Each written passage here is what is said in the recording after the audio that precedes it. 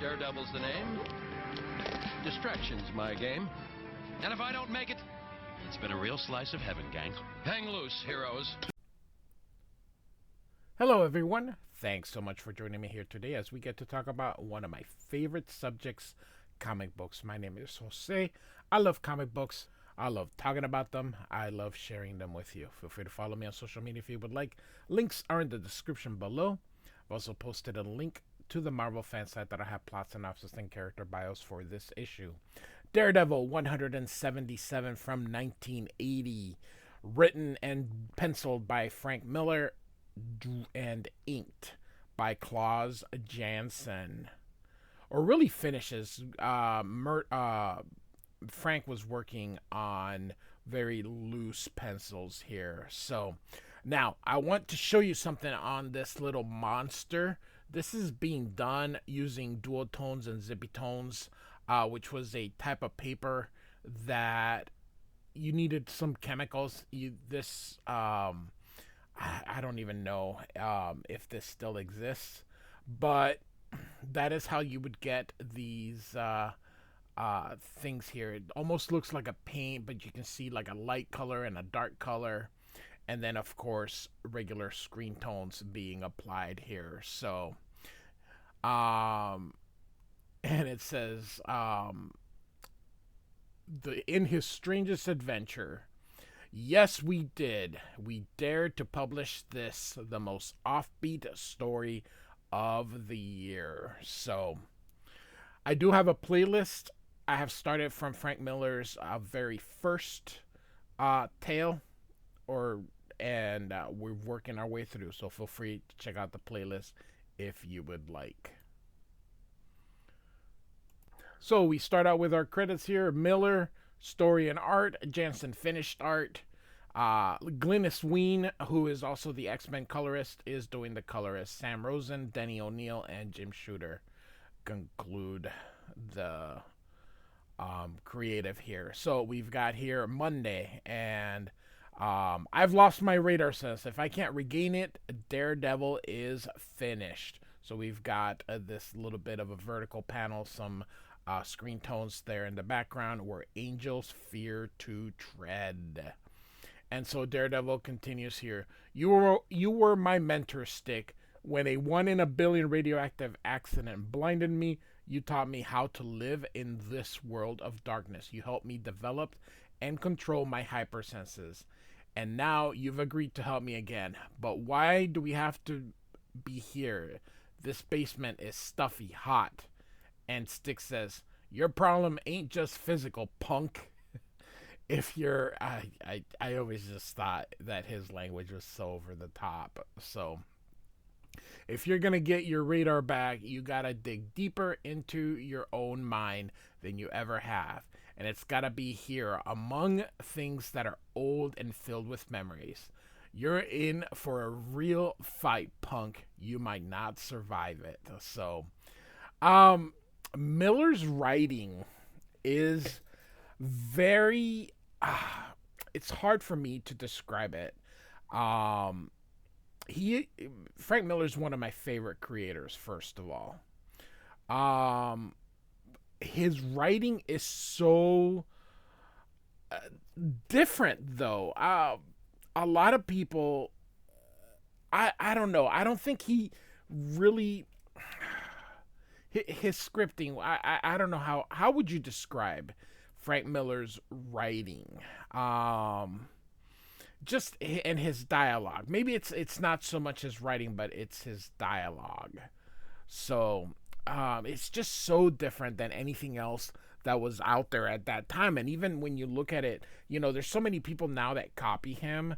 So maybe that's not to say that you don't see this very often, because there's a lot of imitators out there, but it's definitely different than anything that was being written during this time. So Daredevil continues. None of this makes any sense if you just let me sleep. Stick, it's been 3 days.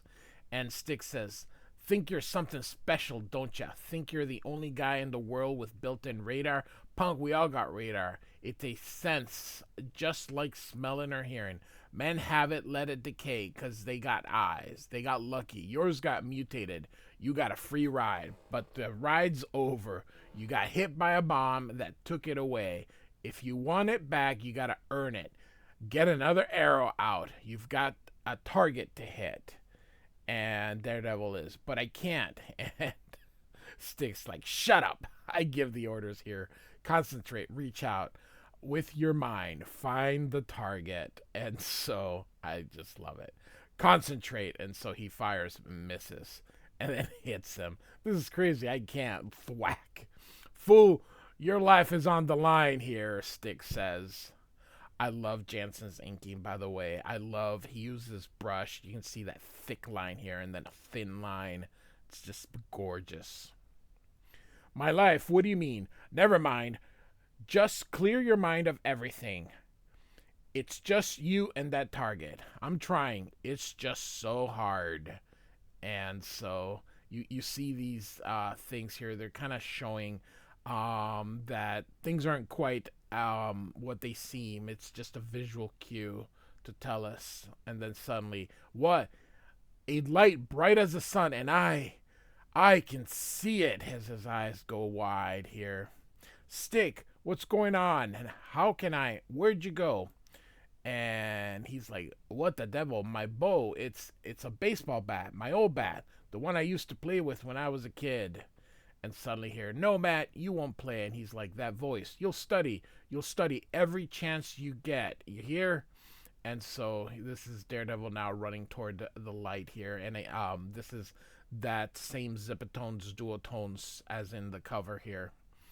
And so he is basically shrunk to himself as when he was a kid here. And he's like, Dad, but you're dead, says Daredevil here. And Daredevil's dad says, I promised your mama before she died that I wouldn't let you grow up to be an uneducated pug like me. Now you have to promise me something, son. Promise me you'll study every chance you get, that you'll be a doctor, a lawyer, somebody important. Promise me you'll be the everybody I could never be. Make me proud of you, son. And Daredevil's like, that's all I ever wanted, Dad. I've tried. And he says, good boy. Now let me chain you to these books. Now off to your room. Study hard. And so what basically is happening here is Daredevil, again, these are the zipatones that Klaus Janson is using here. It's basically the sacrifice that he had to make in order to become a lawyer. He had to not do what the other kids were doing. His father rode him hard. He wanted him to really succeed, and so in a way his father was a tyrant, but not, gotta play sports. It's you gotta educate yourself. There's a word out there called opportunity cost. It is what it costs you to give up something to do something else, and it's reflected into the opportunity cost. So this is a good lesson on that. And so he's hit with a baseball here. Hey, Matty, come. You want to come out and play? Nah, old Daredevil can't play. He's got to read, says this other kid. Yeah, Daredevil Murdoch. He's going to be a lawyer. Ain't he real book smart? You know why we call you Daredevil Murdoch? It's because you're so brave. Takes a lot of nerves opening up them big, scary books here. And you can see the bullying he had to go through. What's the matter, Murdoch? Too good for the rest of us? So, it is, unfortunately, some of the stuff, kids aren't exactly the nicest people out there. So you can see the bullying here. So he misses again. And Daredevil says, hallucinated just as I was taking that last shot. Relived a promise to my father that I made as a child. That promise made my childhood a misery. Stick. The neighborhood kids ridiculed me horribly, made me so angry. And Stick says, all the things that made you feel that way, they're obstacles in your mind, keeping it from working right, keeping it from hitting the target. You got to dig deeper now, Matt. You got to face the enemies in your head and they're just as real to you as they was in flesh and blood. They can kill you, says Stick. And he asks him, are you scared? And Daredevil says, no. And so now we get a narration here, 10 blocks south in the plush penthouse of heiress Heather Glenn. So, playing solitaire, it looks like. And so, terrific. Can't even win a silly game of solitaire. I wish Matt was here. Nerve of the man. I risked my life to help him find his teacher. And what does he do? He locks himself away in his brownstone and won't even let me visit. Won't even tell me when he's coming out. Some lover he's turned out to be, she says. I'm so angry. I'm sorry, I'm worried. I'm angry. I'm bored. Oh well, no reason to pine away. The world doesn't begin and end with Matthew Murdoch. This is New York City. It's got plenty of places for a young lady to have fun and lots of men to pay the way here.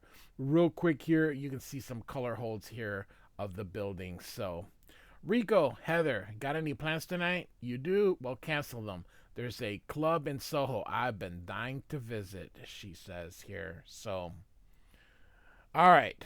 And so now we're going to go into the Daily Bugle, and this is a television screen here, and a future mayoral candidate for New York. So this, is it Cherry? Cherry? I don't know. I think the H would be silent, so Cherry. I'll just say Cherry, all right? So if it's pronounced differently, it's got a double R. What the heck? This is the only time is in this comic book for throughout my whole life that I've ever heard of this last name. So, anyway. And so, Jonah was watching an ad and he shuts off the TV when Ben Urich comes in here, and you can see the reflection. J. Jonah Jameson, publisher. This is so neat. Man, oh man, Frank Miller really was freaking cool. Robbie said, you wanted to see me, Mr. Jameson. Anything wrong? And he said, yeah, I just read your proof of the piece on Randolph Cherry. It's good, Ben, real good.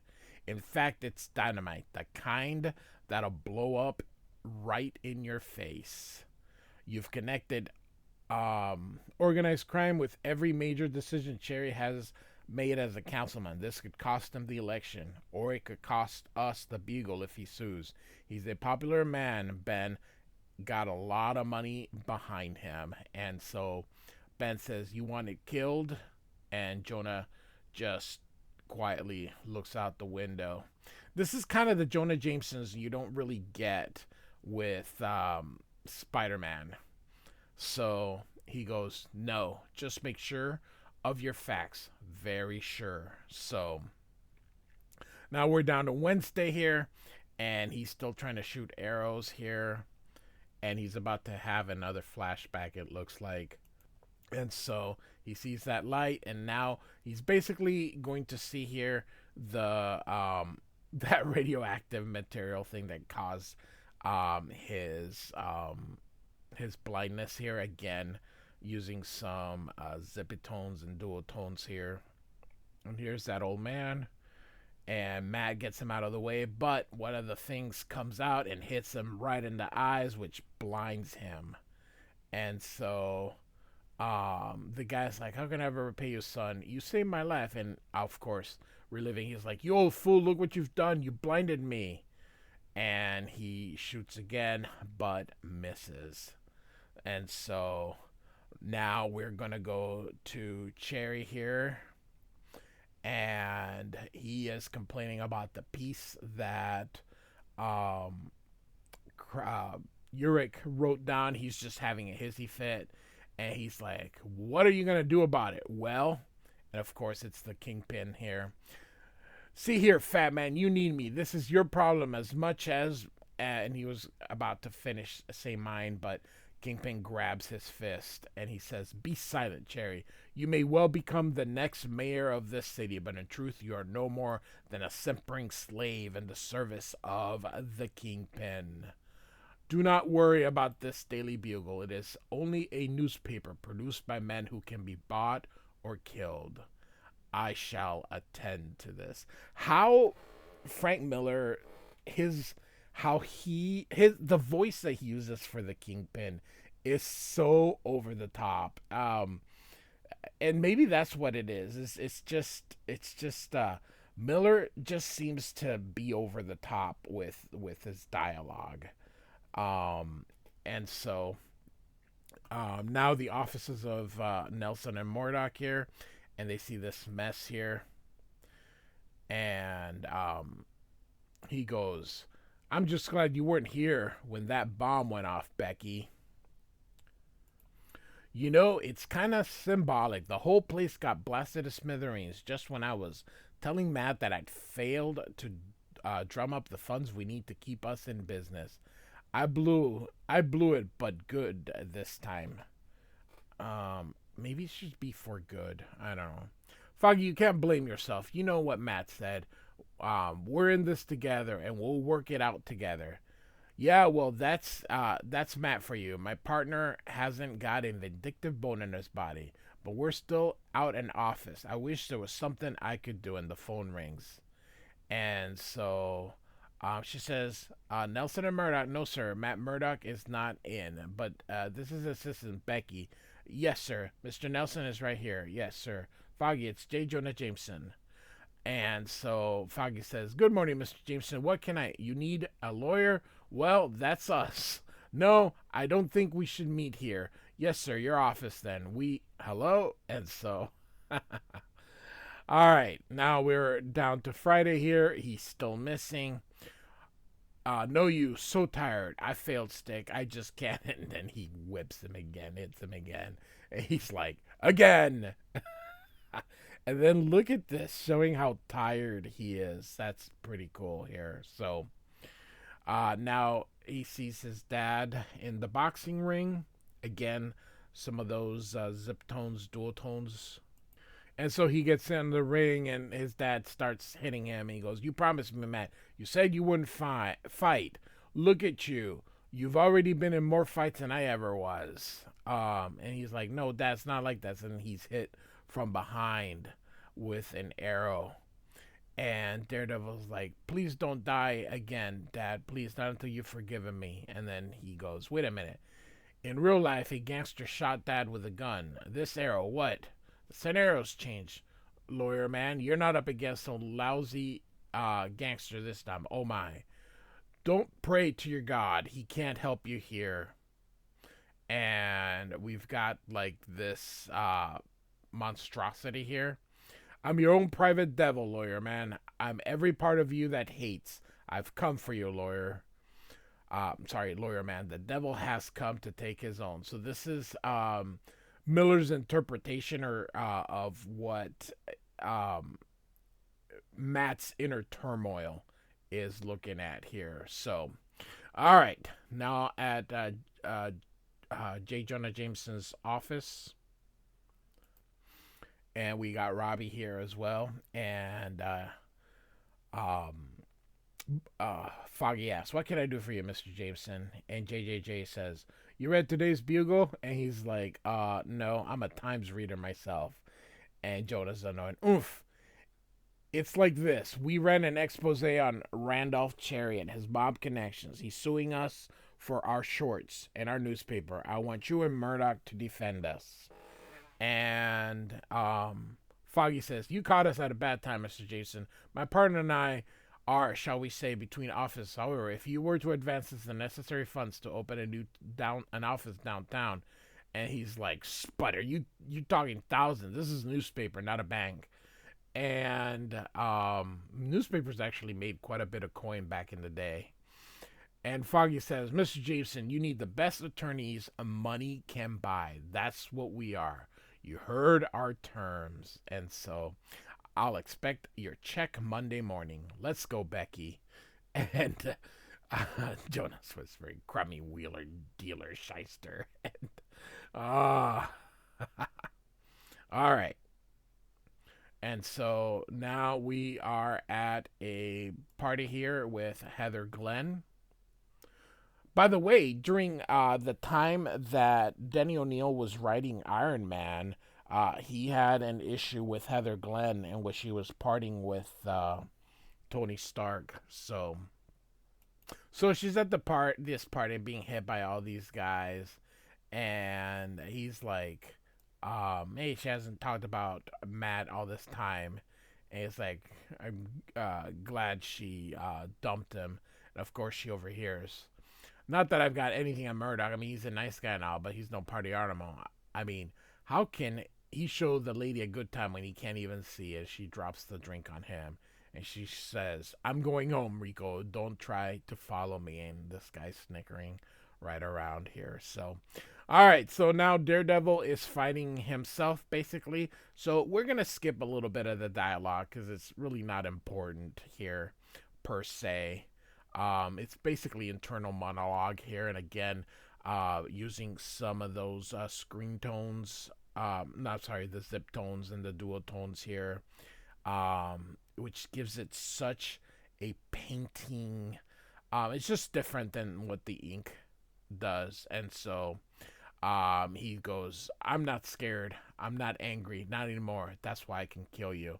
And he hits the target now. I did it, didn't I? Hit the target. Stick Eye. Anybody can do it once. And so now he's got to do it again. I love the color holds here is what's creating the panel here. And that's really cool. And it's not even straight. So I wonder if that was direction from them. But here we go. Hits it and hits it and hits it and keeps hitting it here. So... And Matt says, I can feel it, Stick, everything to target you. How can I ever thank you?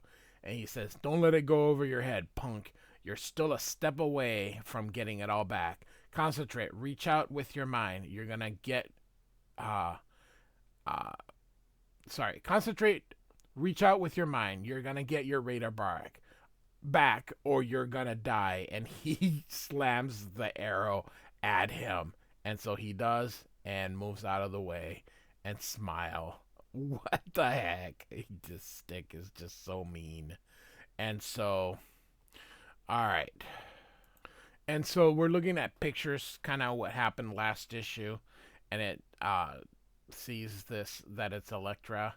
And so his guy here says, her name's Elektra. She's a mercenary, a bounty hunter, and a killer for hire. As you can see, she's the best at it since Bullseye, and he's doing time. Any instruction? And Kingpin says, yes, find her. So we conclude the issue. Next issue, Paper Chase. So, Daredevil 177 by Frank Miller with Klaus Janson. I really liked it. I dug it. So, hope you're liking this run. Like I mentioned, I do have a playlist that starts with Miller's very first issue. So, give that check it out if you are so inclined to do so. Like and subscribe. I do thank you for listening. Goodbye.